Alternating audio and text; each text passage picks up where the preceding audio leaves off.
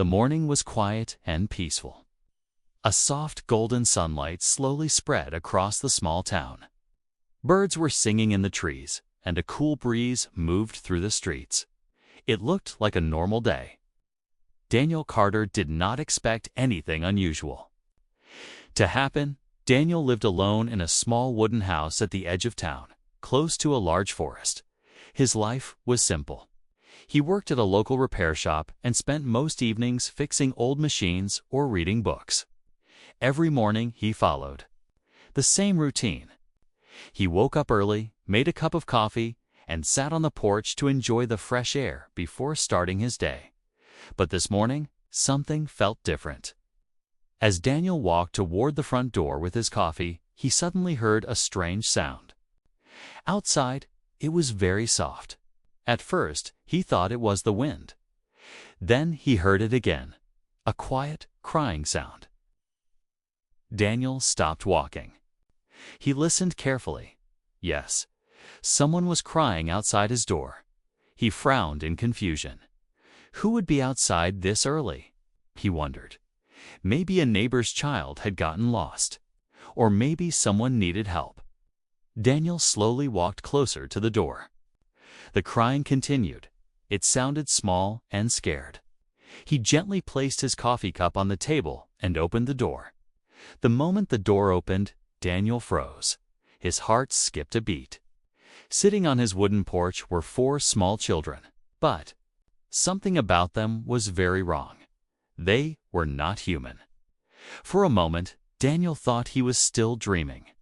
One of the children had pale blue skin that softly reflected the morning light. Another child had silver lines across their face, almost like glowing patterns. Their eyes were larger than human eyes and filled with fear. The other 2 looked just as strange. One had soft green skin and tiny glowing dots on their arms. The smallest child had light purple skin and big shining eyes. All 4 of them looked scared, and they were crying. Daniel stood completely still. His mind struggled to understand what he was seeing. "Aliens," he whispered quietly. The children immediately moved closer together when they heard his voice. They looked terrified, like small animals ready to run. Daniel slowly raised his hands. "It's okay," he said softly, even though he had no idea if they could understand him. The children watched him carefully. They looked weak and tired, as if they had been traveling for a long time. One of the children was holding something. It was a small metal box. The smallest child carefully stood up. Its legs looked shaky. Slowly, it walked forward and placed the metal box on the porch floor between them. Then it pushed the box toward Daniel. Daniel looked down at the strange object. The box was smooth and silver. It had no buttons or locks that he could see. For a moment, Daniel hesitated. His mind raced with questions. Where did these children come from? Why were they here? And why did they bring this strange box? The children waited silently. Their eyes were filled with hope and fear. Finally, Daniel slowly picked up the box. The moment he touched it, the box suddenly opened with a quiet, mechanical sound. Inside was a thin, glowing tablet. Soft blue light filled the porch. Words slowly appeared on the screen. Daniel leaned closer and began to read. His face slowly turned pale. The message said, "To the human who finds them, please protect these children." Daniel blinked in shock. The message continued, "Our world is gone. Our enemies destroyed everything. These children are the last of our people." Daniel felt a cold chill move down his spine. He looked at the children again. They were watching him carefully. The message displayed one final line. "We sent them to Earth because the galaxy knows one truth. Humans protect the helpless." Daniel felt his heart beating faster. Someone from another world had trusted humanity with their children. But before Daniel could think about what to do next, a deep rumbling sound suddenly echoed across the sky. The ground vibrated slightly. Daniel quickly looked up. High above the clouds, a bright fireball was moving across the sky. It was not a meteor. It was too controlled, too steady. Daniel's stomach tightened with fear. Behind him, the alien children began to panic again. One of them pointed at the sky and cried out in a strange language. Daniel did not understand the words, but he understood the fear in their voices. Someone or something was coming. And suddenly Daniel realized something terrifying. Whoever had destroyed their planet might already be on their way to Earth. Daniel Carter stood on his porch, staring at the burning light moving across the sky. The strange fireball slowly disappeared behind the clouds, leaving only silence behind. His heart was beating fast. Behind him, the 4 alien children were still crying. They looked up at the sky with pure fear in their large eyes. Daniel looked at them again. They were small. Too small to be part of any war, whatever danger was coming. These children were clearly running from it. Daniel took a deep breath. "All right. Let's get inside," he said gently. Of course, he knew they probably could not understand his words, but his calm voice seemed to help. He slowly stepped back and pointed toward the open door. The children looked at each other nervously. For a few seconds, none of them moved. Then the smallest one, the purple-skinned child, slowly walked forward. The others quickly followed, staying close together. Daniel moved aside so they could enter the house. Once they were inside, he quietly closed the door and locked it. For a moment, nobody spoke. The children stood in the middle of the living room, looking around at everything. The furniture, the lights, the walls, everything seemed strange to them. Daniel picked up the glowing tablet again. The message was still displayed on the screen. He sat down on the couch and read it more carefully this time. The words slowly changed, as if the device was translating the message for him. "If you are reading this, human, our plan worked." Daniel leaned closer. The message continued. "Our planet Elvarus was destroyed by an empire known as the Varkage Dominion. They travel across the galaxy, conquering worlds and destroying species they consider weak." Daniel felt his stomach tighten. The words on the screen slowly continued. "Our people knew we could not win, so we made one final decision." Daniel looked at the 4 children. They were sitting close together on the floor now. One of them was quietly touching the carpet with curiosity. The message continued. "We sent our last children away in secret, hidden inside a small escape vessel. Their destination was Earth." Daniel whispered quietly. "Earth." The screen displayed more text. "Your species is young. Your technology is not the strongest. But across many star systems, humans have earned a rare reputation." Daniel frowned. The final lines appeared slowly. "Humans protect the weak." Daniel sat back in silence. He looked again at the 4 alien children. They looked exhausted. Their clothes were damaged, and their eyes were red from crying. They did not look like warriors. They looked like children who had lost everything. Suddenly, the smallest one looked at Daniel. The purple-skinned child slowly walked closer to him. Daniel stayed still, not wanting to scare it. The child gently reached out its small hand and touched Daniel's arm. Its hand was warm. The child spoke a few soft words in a strange language. Daniel did not understand them, but the meaning felt clear. The child was asking for help. Daniel sighed softly. "Well," he said quietly, "I guess you picked the right planet." For the first time, one of the children gave a small, hopeful smile. But at that same moment, far above Earth, hidden behind the dark side of the moon, a massive alien warship slowly moved into position. Its black metal surface blocked the stars behind it. Inside the ship, dozens of armored alien soldiers prepared their weapons. A tall commander stood in front of a large holographic screen. On the screen was an image of Earth. A smaller red mark flashed on the planet's surface. A soldier spoke in a cold voice. "Commander, we have located the escape pod signal." The commander's glowing eyes narrowed. "So the children survived," he said slowly. Another soldier asked, "What are your orders?" The commander turned toward the large window, looking down at the blue planet below. His voice was calm, but full of danger. "Send the hunters." Back on Earth, Daniel was bringing the alien children some food and water. They were slowly starting to relax. For a brief moment, the house felt peaceful again. But Daniel had no idea that somewhere in the nearby forest, a dark metal object had just landed silently between the trees. The door of the object slowly opened, and several tall, armored alien soldiers stepped out into the shadows.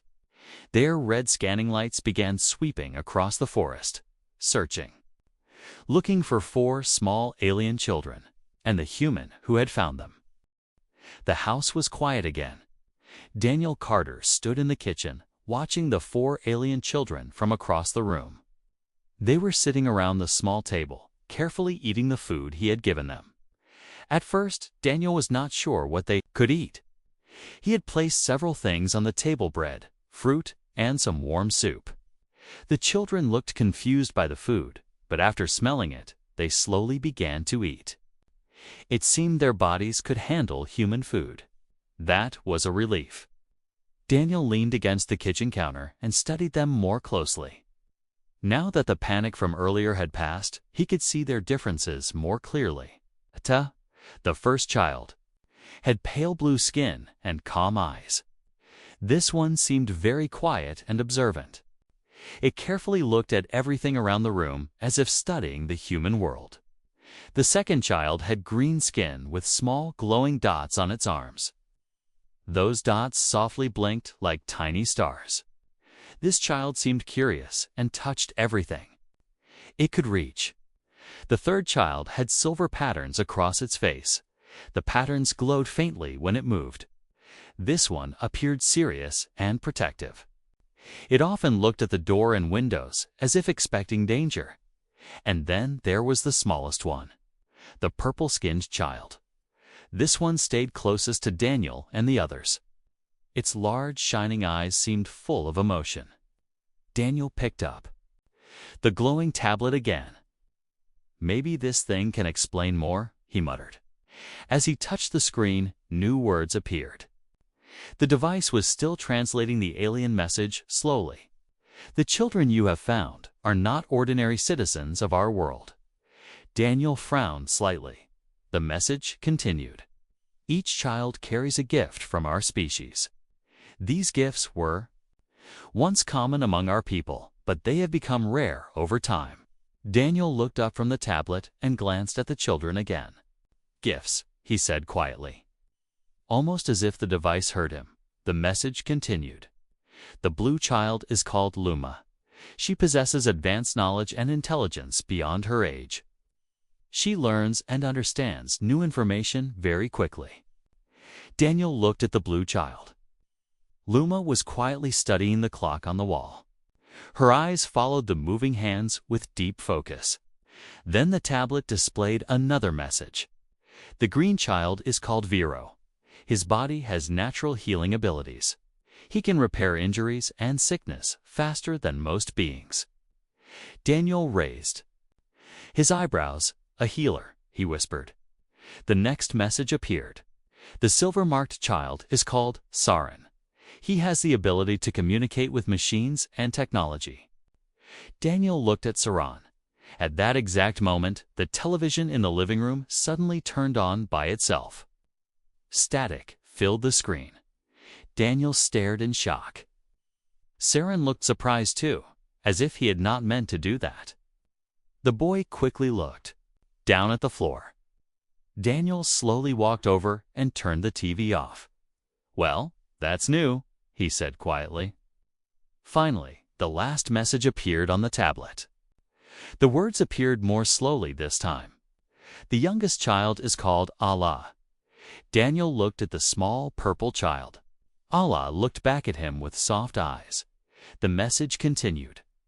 Allah carries the rarest gift of all. Her abilities are still growing, and even our scientists do not fully understand them. Daniel's curiosity grew. What kind of ability? He asked softly. But the tablet did not answer immediately. Instead, a final warning appeared.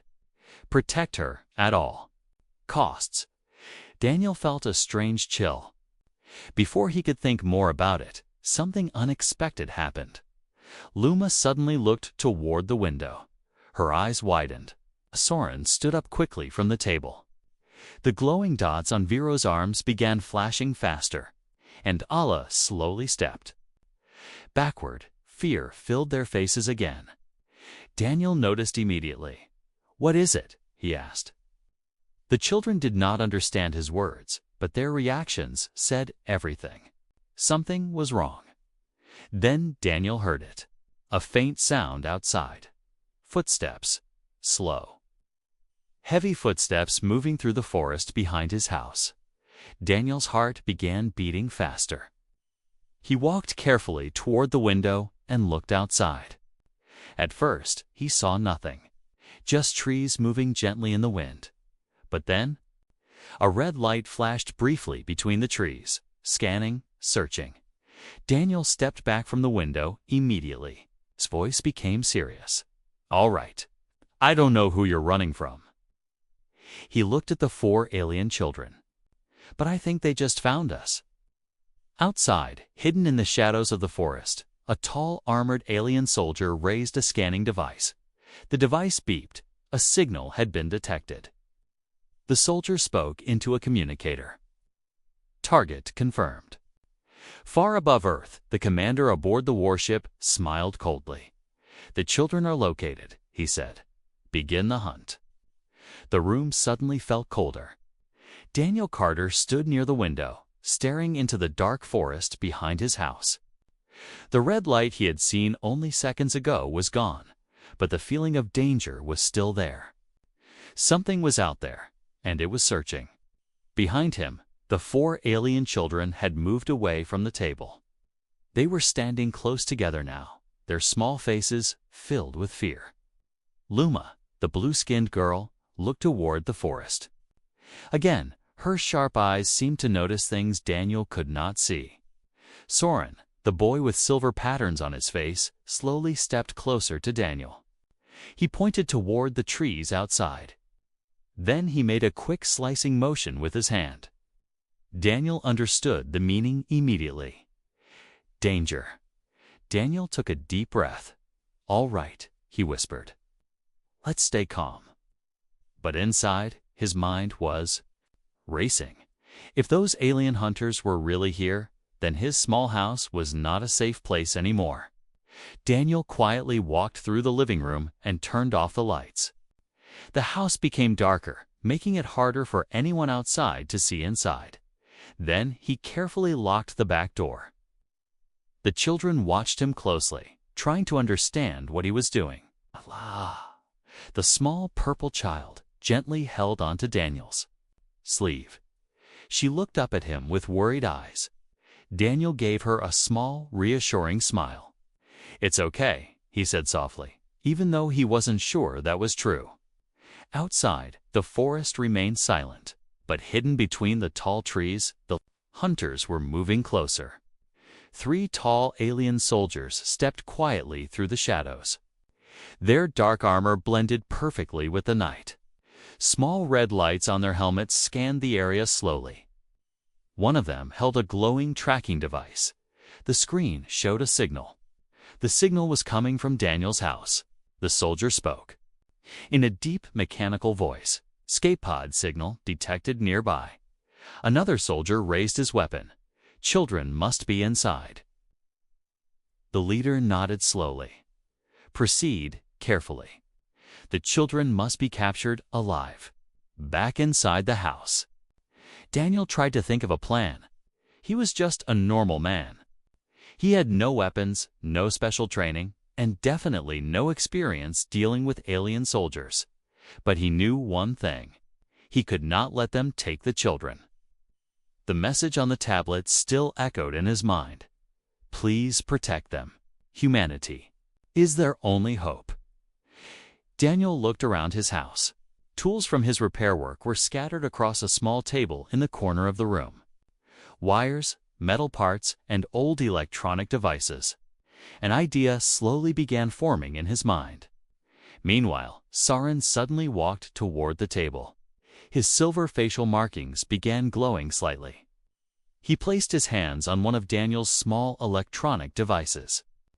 Immediately, the machine turned on. Lights flickered. Daniel stared in surprise. Sarin looked at him and pointed toward the window. It was clear what he meant. He could help. Daniel quickly understood. "All right, let's try something," Daniel said quietly. Together, Daniel and Sarin began connecting wires and devices. Within a few minutes, they had built a small signal jammer using spare parts. The machine began producing a low humming sound. Outside, one of the alien hunters suddenly stopped walking. He looked down at his tracking device. The signal had disappeared. "Commander," the soldier said through his communicator. "Signal lost." Far above Earth, inside the massive warship, the alien commander frowned. "Explain." The signal vanished suddenly. Possibly interference. The commander's glowing eyes narrowed. "Continue the search," he ordered coldly. Back in the forest, the soldiers began spreading out. They moved closer to Daniel's house. Inside, Daniel could hear faint sounds outside now. Branches snapping. Footsteps on dry leaves. They were very close. Bureau. The green child with glowing dots suddenly placed his hand on Ila's shoulder. The small lights on his arms began shining brighter. Ala seemed to calm down slightly. Luma carefully walked toward the window and peeked outside. Her eyes widened immediately. She quickly turned back toward Daniel and shook her head. They were almost here. Daniel looked toward the front door. Then toward the back door. There was no easy escape. He took a deep breath and spoke quietly. "Okay, new plan." He knelt down beside the children.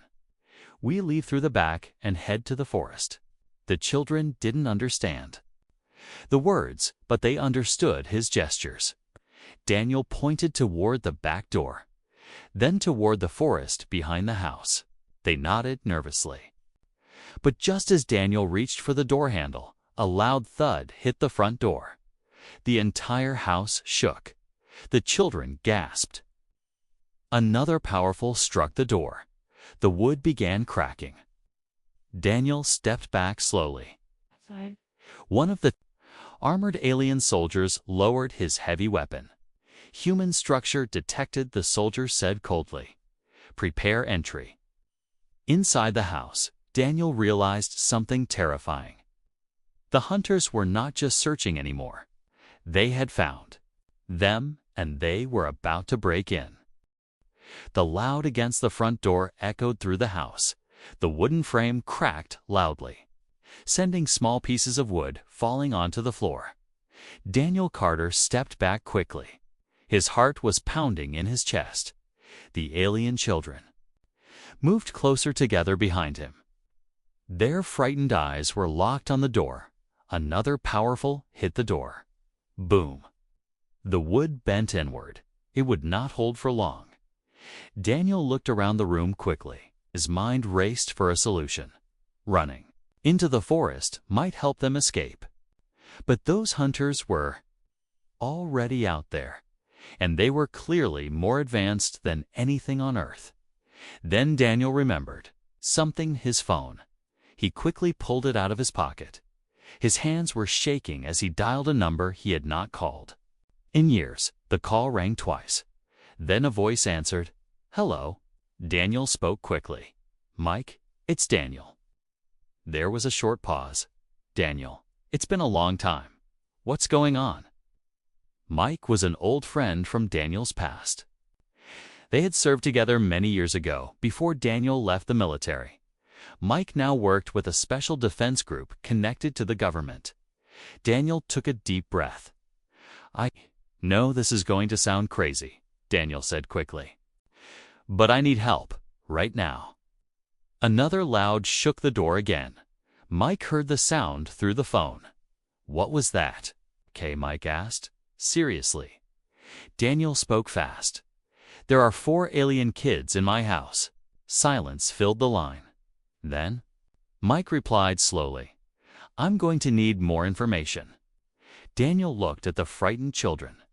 "There's no time to explain everything, but someone sent them here for protection. And now alien soldiers are outside trying to capture them." Another hit the door. This time the wood cracked even deeper. Mike's voice suddenly became very serious. "Daniel, are you telling me aliens are attacking your house right now?" "Yes." There was another short silence. Then Mike spoke calmly. "Send me your location." Daniel quickly shared the coordinates through his phone. Mike's voice returned seconds later. "All right, stay alive. We're sending a response team." The call ended. Daniel lowered the phone slowly. Help was coming, but he had no idea how long it would take. Behind him, Sarin suddenly stepped forward again. The silver patterns on his face were glowing brighter now. He placed his hands on the small signal device they had built earlier. The machine began humming louder. Lights flickered. Inside the house, Daniel realized what Soren was trying to do. He was trying to block alien signals outside the house. One of the hunters suddenly looked at his helmet display. "Commander, strong electronic interference detected." Far above Earth, inside the massive alien warship. The commander watched the situation carefully. The commander said quietly. "So the human is helping them." Another officer spoke. "Should we destroy the building and recover the children?" Afterward, the commander shook his head slowly. "No, the children must be taken alive." He leaned closer to the screen. "But the human is no longer necessary." Back on Earth, the hunters changed their strategy. One of them raised a heavy weapon toward the front door.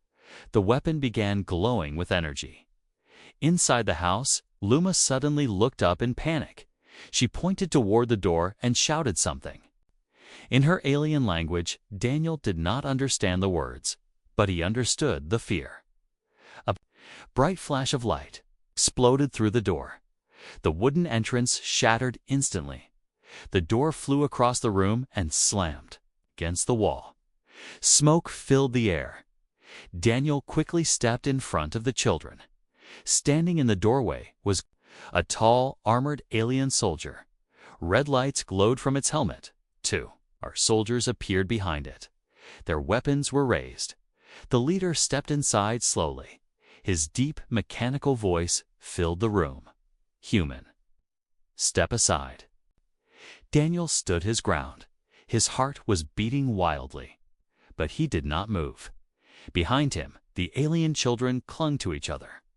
Daniel spoke firmly. "You are not taking them." The soldier tilted his head slightly. "You cannot stop us." Daniel took a slow breath. "Maybe not." Then he pointed toward the sky. "But you might want to leave before they arrive." The alien soldier paused. At that exact moment, a loud roar filled the sky above the house. Bright lights flashed through the clouds. Several fast-moving aircraft rushed toward the forest. Military jets, and they were coming fast. The sound of the jets thundered across the sky. The windows of Daniel Carter's small house shook as the aircraft roared overhead. The noise was so loud that even the alien soldiers inside the house turned their heads upward. For a brief moment, everyone froze. Daniel slowly lowered his hand from where he had pointed at the sky. A small, confident smile appeared on his face. "Yeah," he said quietly. Outside, powerful searchlights cut through the darkness of the forest. Several military helicopters moved into position above the trees, their blades chopping loudly through the air. The alien soldiers reacted. Immediately, the leader raised his weapon and spoke into a communicator. "Commander, human military forces have arrived." High above Earth, inside the massive alien warship, the commander watched the scene through a holographic display. Several small human aircraft appeared on the screen. The commander gave a cold smile. "Primitive machines," he said calmly. Then he gave a simple order: eliminate them.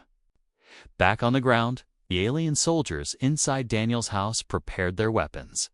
The leader stepped forward again. "Human interference changes nothing," the soldier said coldly. But Daniel remained calm. He slowly raised both hands. "Maybe," he replied. "But humans are very good at surprises." At that moment, a voice suddenly came through Daniel's phone, which was still in his pocket. "Daniel, this is Mike," the voice said through a small earpiece. "We see the targets." Daniel kept his eyes on the alien soldiers. "Good," he whispered softly. Outside the house, dozens of armed soldiers moved carefully through the forest. They were wearing special combat suits and night vision helmets. Mike Walker was leading the team. He looked toward Daniel's house through his binoculars. 3 alien soldiers were visible inside the broken doorway. Mike spoke quietly to his team. "Remember, do not fire at the children. Only target the armored ones." The soldiers nodded silently back inside the house. Saren suddenly stepped closer to Daniel again. The silver patterns on the boy's face were glowing very brightly now. He reached out and touched the alien soldier's weapon with his mind. The weapon suddenly began to shake. The red lights on it flickered. The alien soldier looked down in confusion. "What?" The weapon shut down completely. The soldiers stared at it in shock. Daniel smiled. "See?" he said calmly. "Surprises." Outside, Mike gave the signal. "Now?" Suddenly, bright flash grenades exploded around the house. Blinding white light filled the area. The alien soldiers reacted instantly, raising their weapons and firing energy blasts toward the forest. But the humans had already moved. Bullets and special electromagnetic rounds slammed into the alien armor. The soldiers staggered backward. One alien hunter fell to the ground as his armor systems failed. Another soldier tried to activate his weapon again, but Saren focused harder. The weapon completely shut down. Daniel grabbed a heavy metal tool from his workbench. When the last alien soldier turned toward the children again, Daniel swung the tool with all his strength. The metal bar struck the alien soldier's helmet. The soldier stumbled backward before it could recover. Several human soldiers rushed through the door and tackled it to the ground within seconds. The fight was over. The alien hunters were captured outside the house. Helicopters circled above while soldiers secured the area. Mike Walker entered the house slowly. He looked around at the broken door, the strange alien prisoners, and finally, the 4 alien children standing behind Daniel. Mike blinked in disbelief. "Well," he said slowly, "you weren't joking." Daniel laughed nervously. "Told you." Mike studied the children carefully. "They're the reason all this happened." Daniel nodded. "Someone trusted humans to protect them." Mike looked at the children again. For a moment, he said nothing. Then he sighed. "Well," he said finally, "looks like humanity just joined the galaxy's problems." But far above Earth, inside the alien warship, the commander watched the entire battle unfold. His expression slowly turned dark. "So," he whispered, "humans choose to defend them." He turned to his officers. "Prepare the fleet." One of the officers looked surprised. "A full invasion, Commander." The commander stared down at the blue planet below. His glowing eyes narrowed. "If humans wish to stand between us and our prey," His voice became cold. Then humanity will learn the cost of defiance. And slowly, deep within the darkness of space, more alien warships began moving toward Earth. The night slowly became quiet again.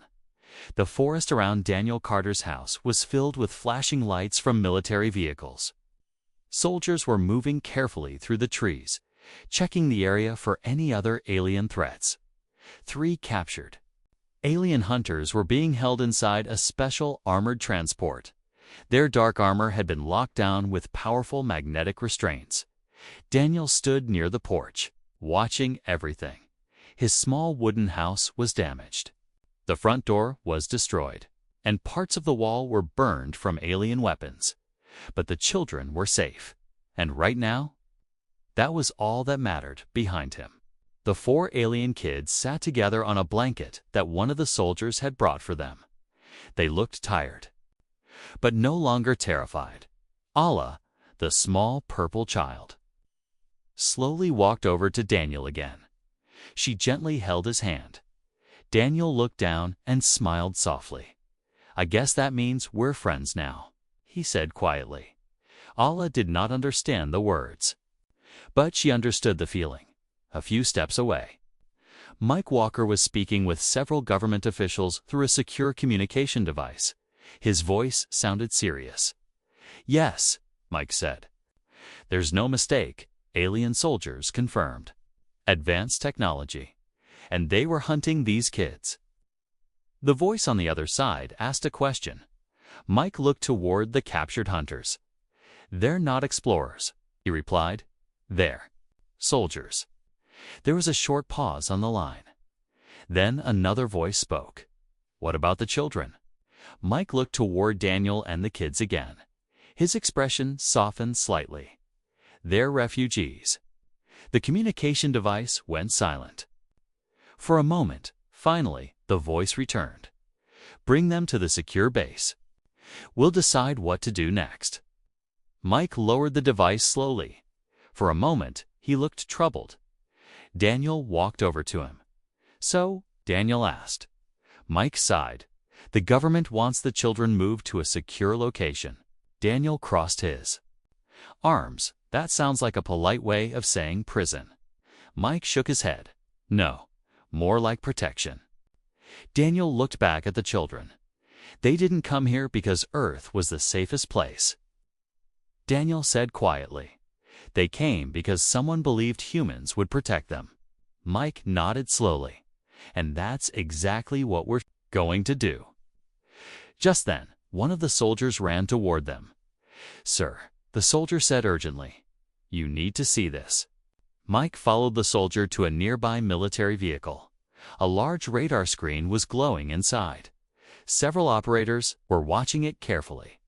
One of them pointed toward the display. Multiple unknown objects just appeared near the moon.